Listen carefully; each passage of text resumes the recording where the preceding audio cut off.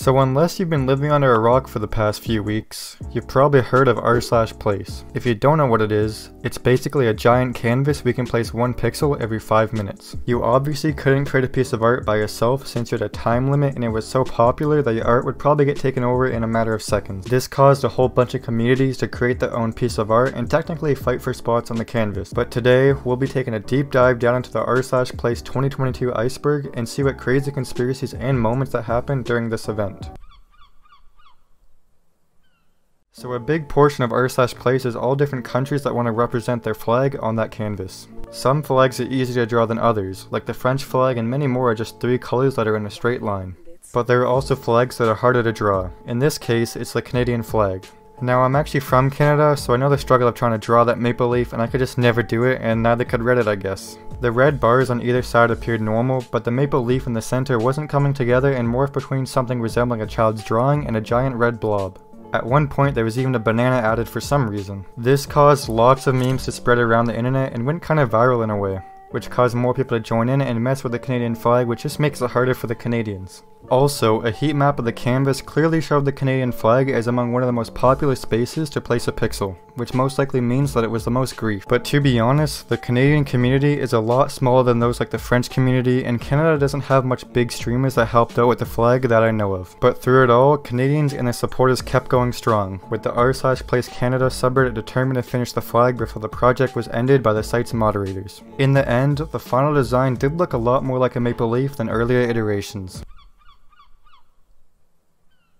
r/Playboi Carti is a subreddit dedicated to the rapper Playboi Carti. Honestly though, the subreddit doesn't even post much about him and it's mostly just all memes and talking about random stuff going on in the world. Playboi Carti has one of the biggest and most dedicated fanbase, so it's pretty obvious that they would try and get something imprinted onto the r/place canvas.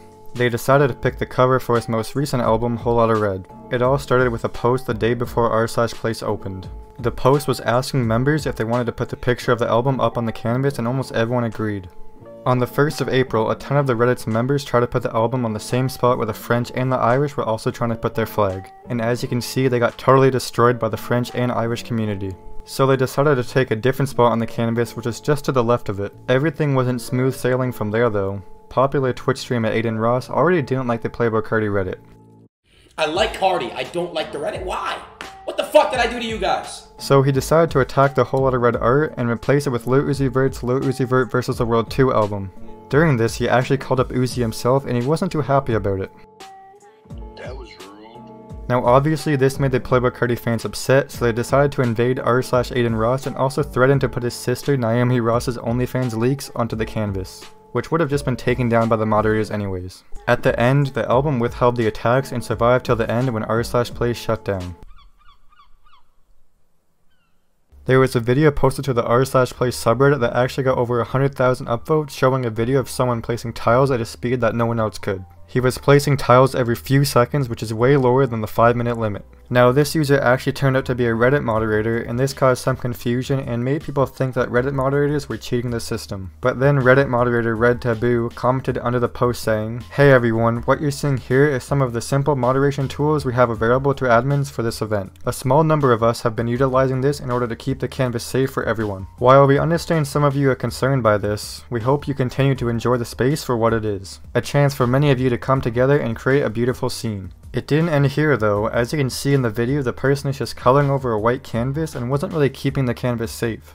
A lot of people under the comment by the moderator pointed this out and got a lot of people upset, and some people even claimed that they were banning users that spoke out about it. Ever since this incident, no Reddit moderator was ever seen cheating on the canvas again. I'm pretty sure we all know the game Among Us, right?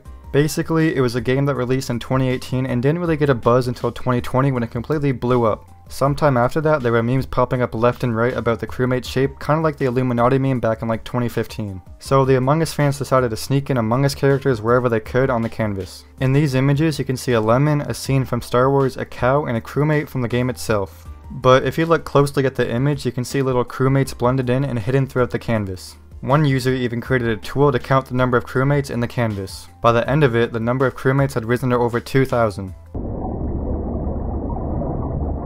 The Void are a group of people who have gained attraction on r/place by the antagonist's actions of spreading the void. The mother void is the main core of the void, holding most, if not all, of the power and landmass. One of the most iconic things the void is known for is for its slogan, "Consume everything, create nothing." The void is technically the black plague of the r/place canvas, corrupting everything it touches. But despite their efforts of trying to destroy everything, they did not make the final image of the canvas. Exactly one day after r/place began, Reddit user the Panda Warrior posted on r/place saying, "Let's draw a QR code for Rickroll in the bottom left." This post ended up getting a lot of traction and got over 40,000 upvotes. So they first tried taking the bottom left corner, but they just ended up getting taken over by the Among Us community, so they just ended up doing it somewhere else and created a Discord to make the process more organized. Now obviously this would be very hard to do, and it's basically impossible to make it stay perfect since just a few pixels being placed wrong can mess up the whole QR link. But they actually managed to get the link to work, and it redirected you to Rick Astley, Never Going to Give You Up. Even the singer Rick Astley himself commented amazing on the Reddit post. At the end of it all, the QR code was destroyed and there were no real efforts to bring it back. The botted French area refers to the massive French flag that was constructed on the third day of the canvas in 2022. Although defenders of the area claim it was controlled by multiple French live streamers rather than bots, the public's perception is that bots were used. The main point of contention stems from a claim made by live streamers that French streamers used an overlay extension to create the area. It was the largest build on the 2022 canvas and the second largest build in history, trailing only the blue corner's peak size in 2017. The first flag was constructed as soon as the canvas was expanded to reveal the bottom half. It was initially one of the most hated builds due to its complete lack of art. A massive Eiffel Tower was the first piece of art to be added to the flag. The build was raided and covered up by Tubi's butt, but Reddit admins intervened and dropped a massive square of black pixels over the butt, allowing France to reclaim the territory. Following that, various other builds were constructed over the flag, some of which were removed by some live streamers who claimed the French were using bots. The beginning of the Windows taskbar at the very bottom was the only build allowed in the area. This was the first part of the build to be whited out by the whiteout, which began almost immediately after it started.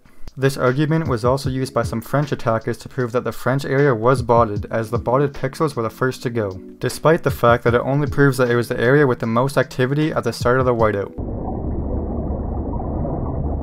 An event known by many names such as the Annie Void or the White Void occurred on the fourth and final day of the 2022 canvas. The entire canvas began to turn white, beginning with the botted French area, the OSU logo, the blue corner, and any other areas where a project was in progress. Any characters who hadn't been completely overrun began to leak white from their eyes. The final 2022 builds were thus last-ditch attempts to make something entirely out of white. The word France, which only made it to FRA8, the German word Döner, which instead became Boner, a random letter S, giant white crewmate out of the A in the FRA8, a stripe expanding from the blue corner to the top left, and finally a giant white heart beginning in the bottom middle and expanding. With no way to correct mistakes and a white mass appearing from the top left whether the artist wanted to place white pixels or not, most had accepted it was the end by the time the heart collided with the boner. The entire canvas was empty in a matter of hours. XUC and his community quickly got to work on securing him a special spot on the canvas. XUC was able to leave his mark with 10 million Twitch followers and a huge squad of live viewers, but Reddit didn't keep it up for long. In honor of the streamer, XUC and his fans created a woman's butt. This drawing was quickly censored by Reddit obviously after it was deemed inappropriate. Reddit then replaced it with a black shaded area. This turn of events disappointed XUC, so he encouraged his viewers to return the butt to r/place. The dramatic battle to get the butt back on the canvas attracted more viewers than XUC has ever gotten before. Over 233,000 people watched XUC's dominating r/place stream at its peak. This was a 10,000 plus increase over XUC's previous viewership record of 220,720 in the year 2020. Not everyone though is pleased with XUC's use of his large fanbase to claim such a large portion of the canvas. XUC received a lot of backlash from the gaming community, with many people worried that he was taking over the project. This is what XUC said on stream in response. Dude, I'm not kidding. I have gotten more threats in an hour than I've gotten in 6 years combined. I'm not kidding. From changing pixels from a color to another on a corporate website that makes your fucking lights flash on your monitor through a piece of fucking plastic. NFTs kind of blew up like crazy last year. If you somehow don't know what they are, they're basically non-fungible tokens which can be sold and traded on a blockchain. Following the closure of r/place, fans noticed pixel art of Roger from One Piece being sold on the NFT marketplace website OpenSea. The pixel art, like the other pictures on the canvas, was created by a large community of One Piece fans who each contributed a pixel to the image. However, Reddit user Frost Designs noticed that the art piece Roger had been swiped and was being sold for $300 on OpenSea. Sadly, this is not a one-time thing. A quick search of the OpenSea website reveals a plethora of pieces from the collaborated effort that have been sold to profit what are essentially modern-day art thieves. It's even worse because users can only affect a single pixel of the entire canvas at a time. The amount of dedication and coordination required by entire communities to create a single work of art cannot be calculated. It goes without saying that the entire effort is made out of pure love for whatever it is they wish to immortalize in r/place, with no profit made despite the time invested. And the sellers of these NFTs simply take a quick screenshot and sell it for hundreds of dollars. Thankfully, since then, OpenSea has made an effort to remove as many r/place NFTs as possible. A lot of companies try to take as much data and information from you nowadays, and some people have theorized that r/place is doing just this.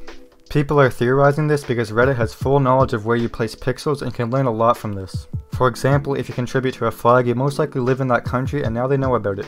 If you contribute to something about a TV show, they know you like that TV show and possibly have a subscription to whatever services that show is available on. This is kind of a pointless statement though, because Reddit already knows what you like and what you're interested in, since it can just check what subreddits you post and comment on. Bots are almost everywhere on the internet. They're most common on websites, games, streaming services, and more. Usually these companies have some type of mechanism to stop the bots. For example, when you sign into a website, it will ask you to fill out a CAPTCHA. This situation, however, is more of a script than a bot. What these people did is that they scripted it so every 10 to 15 minutes on average they would place a certain color and a certain coordinate on the canvas. And they also made multiple accounts so it would automatically put the normal person putting pixels on the canvas at a huge disadvantage. There was an image posted on the r/data is beautiful by user Daniel Griffin showing which parts of the canvas were the most botted. As you can see, France in the bottom left was botted heavily and the bronies were also botted even more heavily. Who would have thought the bronies would bot harder than the French?